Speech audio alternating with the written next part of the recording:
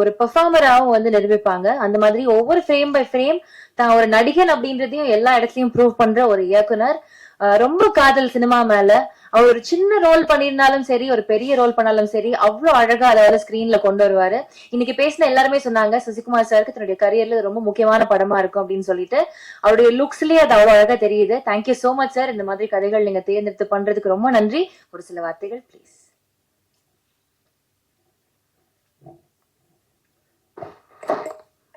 எல்லோருக்கும் வணக்கம். முதல்ல சீமானுக்கு நன்றியை சொல்லணும்.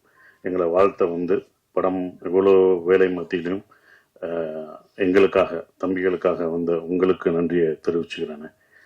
நீங்கள் படம் பார்த்து எங்களை வாழ்த்துனது வந்து ரொம்ப மறக்க முடியாத ஒவ்வொரு வார்த்தையும் மறக்க முடியாமல் இருக்குது. அதுக்கு உங்களுக்கு நன்றியை தெரிவிச்சுக்கிறேன்.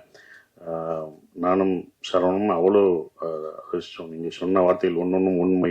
இப்படி நடக்கணும், இப்படி இருக்கணும்னு சொன்ன விஷயங்கள் அதை நீங்கள் மறுபடியும் இதில் சொன்னீங்கன்னா இன்னும் சந்தோஷப்படுவோம். எங்கிட்ட சொன்னதை அது. அப்புறம் வினோத் அவரோட படத்துக்கே வரமாட்டார், ப்ரமோஷனுக்கு வரமாட்டார், யோசிப்பார். அப்படியே கூப்பிட்டாலும் முகத்தை மூடி மறைச்சிக்கிட்டு பேசவும் மாட்டாப்புல. என்ன ஏண்டா கூப்பிட்டீங்க இதுக்கு அப்படின்னு அவரோட ப்ரமோஷனுக்கே வரமாட்டாரு. ஆனால் சரவணனுக்காக இங்கே வந்தது வந்து ரொம்ப சந்தோஷம். எங்களை வாழ்த்துனதும் வினோத் வந்து அவ்வளோ சீக்கிரம் யாரும் எந்த படத்தையும் எங்களை பற்றிலாம் சொல்ல மாட்டார். இப்போ ஆச்சரியமாக இருக்குது.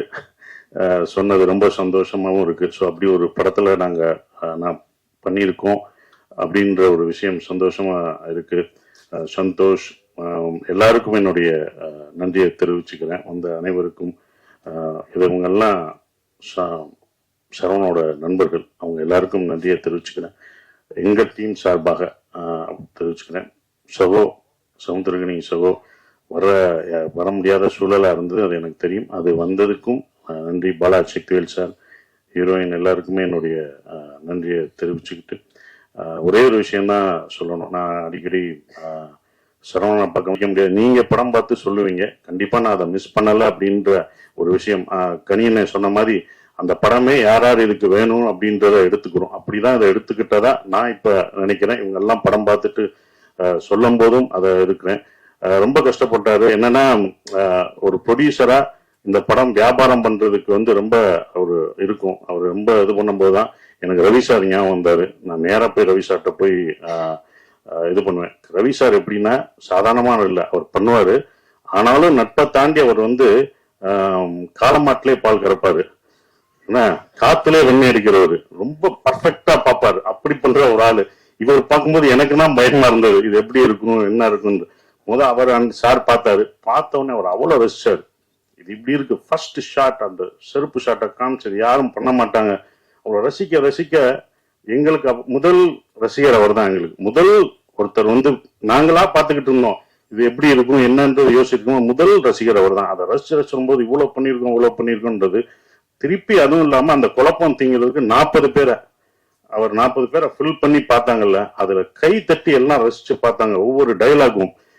சரவணனோட டைலாக் வந்து ரொம்ப எழுத்து வந்து பயங்கரமா இருக்கும். அந்த எழுத்து வந்து உண்மையிலே போற்றப்படும் இந்த படம் பார்க்கும்போது.